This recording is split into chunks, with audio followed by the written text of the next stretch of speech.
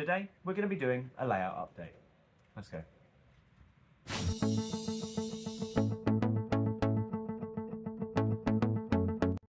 Welcome back to Emperor's Path. My name is SBJ and I thought we'd close out the year with a layout update, or more so a look at where the layout has come since it started back in April or May.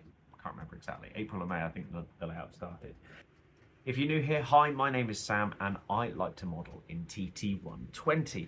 I started this layout build back in April, May of this year. Started out with nothing, built a fiddle yard and then effectively built a layout on this. The layout is roughly modelled on somewhere in between Clapham Junction and Waterloo. The idea is I've taken bits of various sort of segments of the network that work between those areas. It works on a 4-track main line on the approach to Waterloo.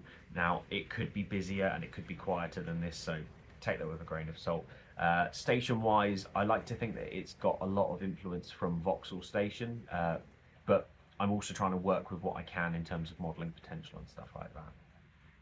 So since the last layout update, the last thing you guys saw was that the layout had been completed, the loop was finished.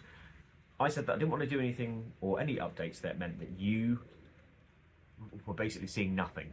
So there's been some things that have happened on the layout. We're going to have a look at those in a second. And by no means are any of these sections finished, but I wanted to show you that I have been doing stuff. But unfortunately, just life gets in the way. It means that you can't necessarily do everything. And also, you don't need to film everything that goes along with it as well. Talking about some of the new stock that we've had since the last update. So this is filmed in that awkward bit between Christmas and New Year where you're not entirely sure what time you should be eating. You're pretty sure you're 90% cheese and all timescales are out of the window. I'm lucky enough to have a little bit of time off in between Christmas and New Year, which I'm very grateful for. And I thought, what better time to film a little layout update just to give you guys a rough idea of what's been going on. So in the background behind me, you hopefully will see at some point, there have been some new locos that have made their way to the layout, as well as I have finally fixed my 2 Class 50s. If you remember in the last layout update, I said that my 2 large logo Class 50s, I started having problems with them. And eventually I came to a resolution on them. That's not a Class 50 pun, apologies. I had a large logo that I just managed to weather, and then suddenly everything started going wrong on it. Effectively, a cable had come loose on one of the bogies. I resoldered that, and that pretty much fixed the problem on there. So effectively, only one of the bogies was picking up power, therefore it was struggling on certain parts of the layout. Having all-wheel pickup is great, but obviously the more wheels that you have that are picking up the power, the better. The other one, I can only put it down to the fact that the HM7000 chip that I had for it just wasn't working. That's something I need to take up with the supplier that I purchased it from, because it's still within warranty, and at the end of the day I paid good money for it and I want to find out what's going on. I tried it in a couple of other locos and it still had the same problems, so I've deemed that the issue is the HM7000 chip that I had. There is a mix of different chips amongst my fleet. I have some HM7000 chips that work absolutely fine and there's no problems with them, and I have some Lays DCC decoders in them which also work wonderfully as well. So I don't want anyone to think that HM7000 chips are bad or anything like that. I just seem to have had a bad one that didn't work in that particular loco. However, I've mixed and matched on the locos that I do have. As well as that, it's probably worth mentioning that one of the Class 50s has already been renumbered to Arc Royal, which is 50035. It's one of my favourite large logo Class 50s, and it's nice having a 50 that's different to the other one, and that was the one that I weathered. If you haven't seen the weathering video, there's going to be a link up here for you to go and check out the weathering video and tutorial that I did on that. The other one I have is 50040. Can't remember for the life of me what it's meant to be. Indomitable? I'm not entirely sure. I am going to repaint / renumber that loco into Ajax. It's one of the best looking 50s that I think we've had in model form.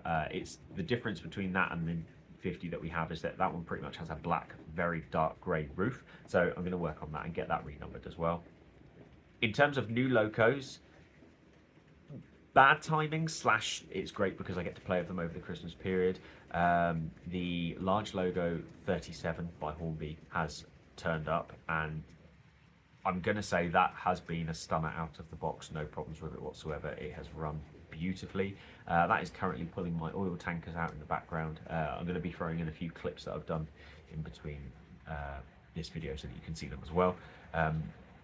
That one was just great. It was just really fun seeing it run in, and my thoughts on the 50 are beautifully detailed. The finish on the paintwork is fantastic, and they have done something slightly different with the body removal. You have this little U-shaped clip that effectively goes in where the fuel tanks are, and that pops the body shell off so that you can replace it. Now, I've seen mixed reviews of this on. I think it's great. One thing that annoys me when you have body removal on locos is I want it to be easy. Having all of the large screws in some of the locos that you do have, it's just a pain in the bum sometimes, especially when you have bogies that get in the way when you're trying to remove the screws. And I'm saying this from experience of having to constantly take apart my previous class 50s. It's annoying. I tend to leave those screws out and I put them in a little bag to keep separate, because I don't want to keep taking those off, especially if where I had problems with those other 250s previously, I don't want to have to then start working on it and effectively pull those screws out again. So I don't use them. The body shells don't come off willy-nilly. You'd still have to prise them off a little bit like you would on the large 00 version of it, but they work great. But this new variation that they're doing on the Class 37, I think it's really cool. I think it's a really innovative idea, and I think it's a really good way of having it so that you can get the body shells off, but you don't need to have loads of screws keeping it on at the same time. So well done, Hornby, on that one. Like I say, straight out of the box, it ran perfectly, no stuttering, no spluttering, and it's got a really nice speed control on it as well. So yeah, at the moment, that's currently taking my oil wagons around on the layout, and I think it's great. Moving on to the other new thing that turned up the day before.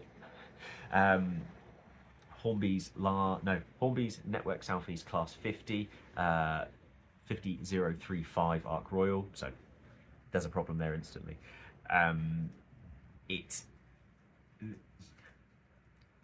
did have to have a sort of a moaning match, not match. I did have to have a little bit of a moan at Peachy to just sort of say, oh, it's just infuriated me that I've had a problem with every 50 that I've had. Now the NSE 50, now it has bed in, no problems whatsoever, but it really spluttered and stuttered the first time I put it on the layout. I ran it in like I would every other loco, put it onto the layout, and it just stuttered, and it infuriated me, simply because I'd already had problems with 50s.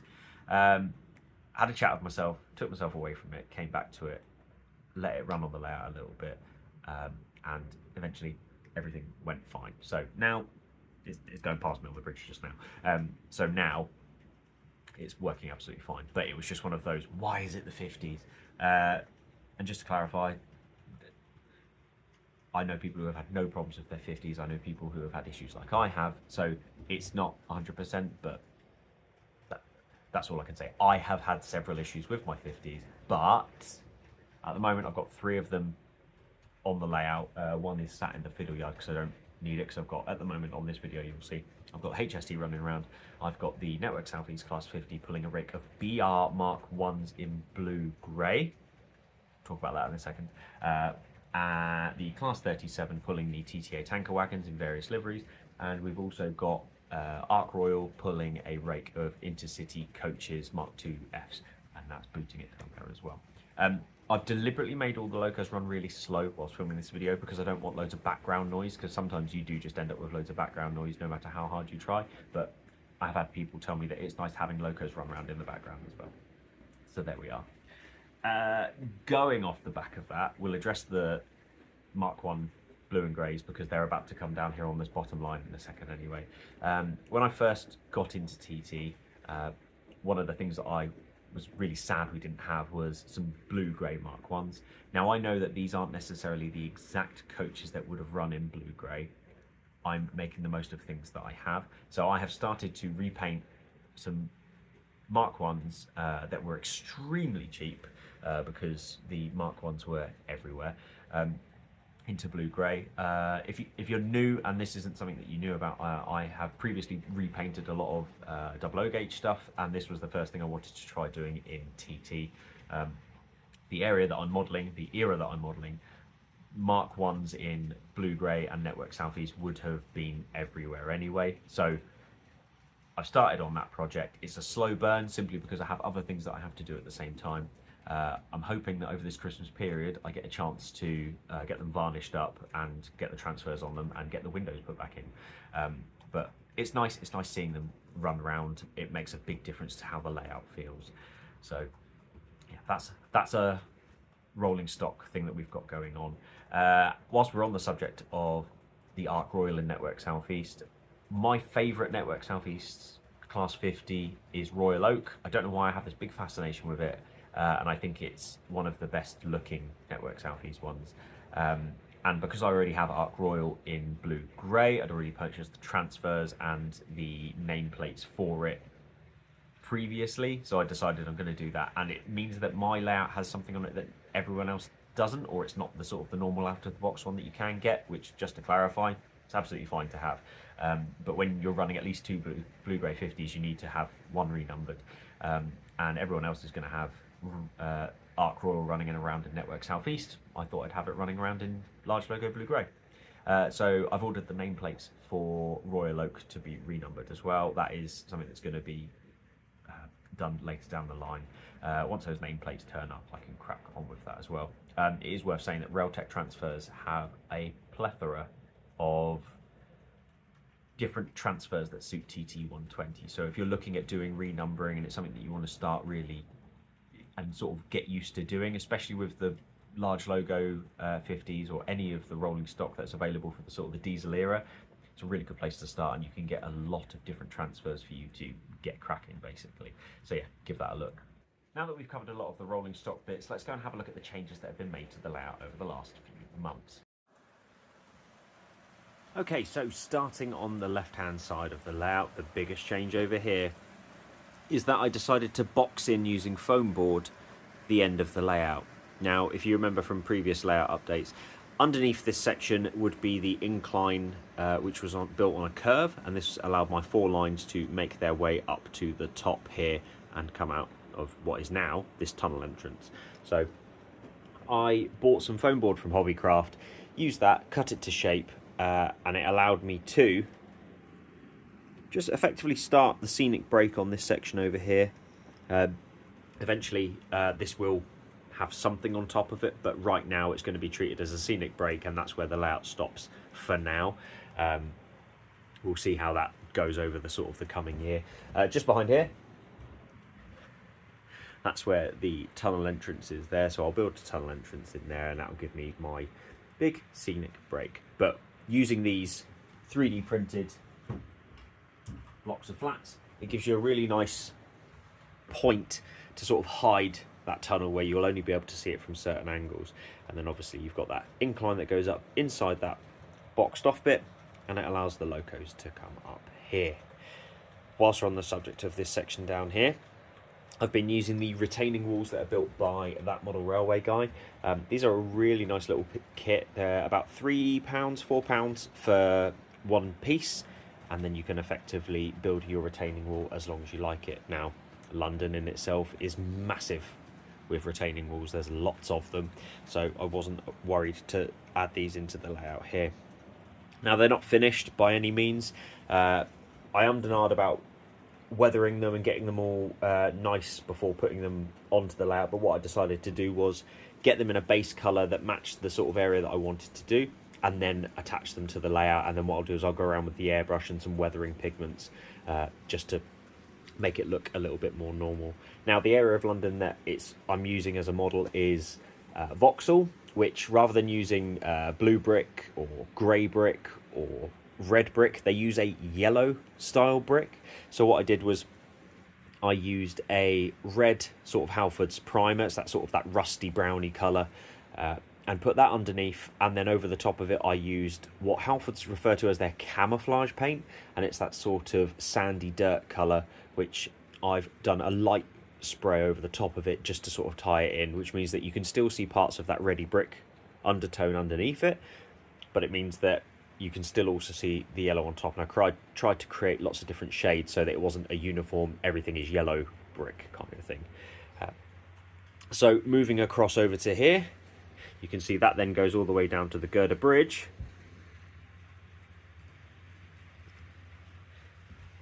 And on that girder bridge section, we finally got the girder bridge added. Now this is a kit that is by In the Greenwood Scenics. I initially was going to build it as the full kit, but because of how I designed the layout, if I did that, it would have meant that trains would have hit the bridge underneath. So I decided to just use the sides and put those onto the sides of the pieces that I already had there. Now once again, like the end scenic piece, I have previously gone around and put loads of foam board underneath where the retaining walls are, and that just makes it a little bit easier for the retaining walls to stick to, whilst also covering up the pieces that aren't finished, so that when I do move on to doing the little scenic pieces on there, I can. In this particular shot, you can see that I've got 4 of those block of flats buildings. I bought these earlier in the year. Eventually I'll get around to painting them because I think they're going to be big pieces of my scenic section. I can't wait to see how they look once they're all done up. It will probably be done in stages where I paint the outside of the buildings and then eventually going to work on the inside of the buildings, but the inside or the interiors isn't too important to me right now. They're just there to sort of fill the space and make it feel a lot more urban. And I think that's the part that is a big change from previous layouts that I've done, where there's a lot of green, there's a lot of hills, there's a lot of station platforms are pretty much the only thing that makes it feel like a city, whereas using these block of flats and some of the other buildings that I've got, I'll be able to do that as well. So let's go and have a look a little bit further down the layout. So once again, we've got the retaining wall that is working its way along the back of the layout bit there. Now, initially my plan was to do this retaining wall all along the back and then move my way forward and do the other sections. But when I built the boxed off sections for the scenic break, I decided I wanted to get the bridge sections put on there as well so that I could start and do the whole section. So this little bit that you can see by the girder bridge, you can see there's nothing there. I've got some Slater's brick sheets that I'm going to be using to build those particular sections because I didn't want to put retaining walls on there where they wouldn't necessarily fit. So I'll be building that shortly. That's definitely a project for a cold winter's evening, I think. Moving all the way along here, you can see we've got those blocks of flats that I've said previously. Now you can see there's a big arch bridge there with a black background on there. That is effectively going to be where the roadway goes off and goes to the other side of that retaining wall section, but I decided to just sort of paint that bit black for now and maybe work on a see-through on that where there's maybe a little seam that's going on underneath there. But for now, because that is backed by foam board, I can cut that piece out when I finally need to, but right now I don't need to. So this goes all the way down there. Now some of the retaining wall sections have got places for shops, which you can see in that central piece on the screen now. That allows me to put some shops that will feed towards the station, so you might get like a breakfast bar that does bacon butties and baps and stuff like that, or you might get a sort of a corner shop that's built into the arches underneath there, which you do get in London. Now this section feels like I haven't done a lot to it. You can see there's pieces of masking tape. I went along this particular section, put in additional sleepers that I needed to put in, and also I've used the masking tape to fill the massive gaps from the previous baseboards. If you don't know, I've used the baseboards that I used previously on my old layouts to save some time and money, and whilst that's really good, it does mean that there were certain gaps that were off scene on the previous layout, but now that they're on scene, I need to fill in those gaps. So I put masking tape over the top for now, and then when I start working on the roadworks, I'm going to completely cover those up. But by using masking tape, I'm covering the big holes, so when I start putting things like ballast and glue on there, it's not going to completely fall all the way through.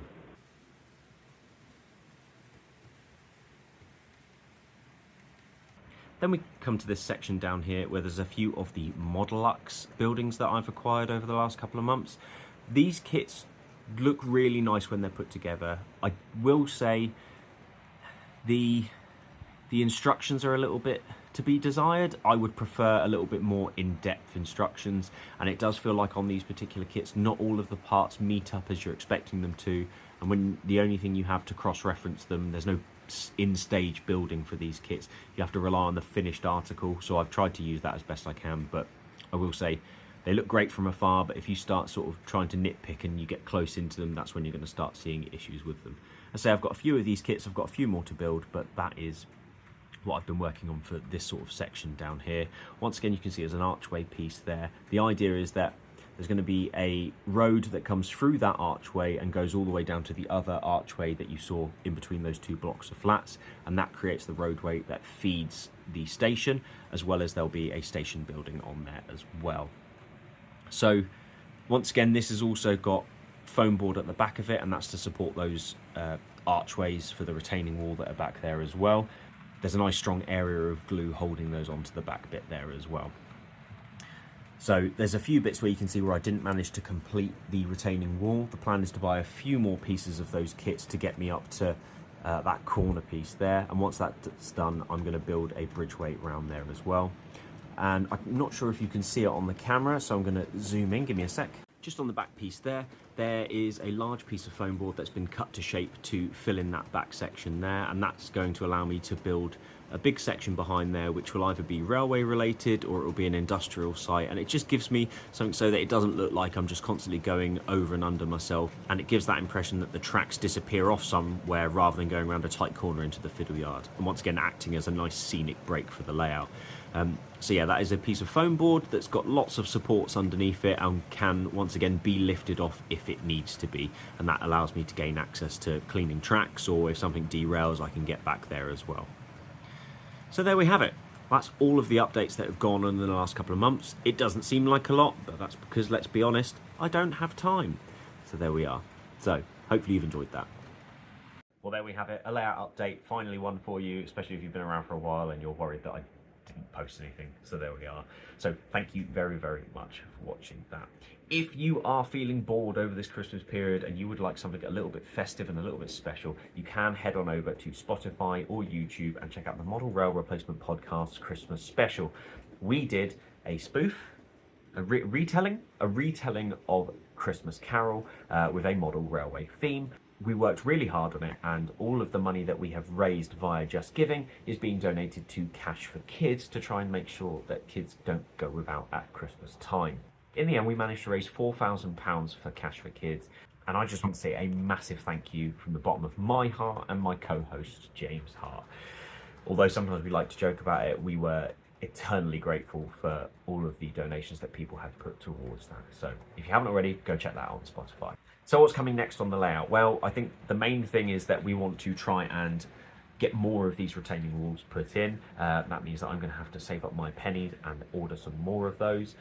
We also want to get that back track sorted on the back of the layout, because once that is done, that means that I can start working on the station area, which is the part I am most excited about. However, that's for another day. If you haven't already, please click the like button, leave a comment down below on things that you'd like to see me do or things that you think are coming in the new year with our TT announcement. And if you haven't already, please make sure you click the subscribe button. YouTube's now going to suggest a video it thinks you might enjoy. I've been SBJ, thanks for watching. Bye!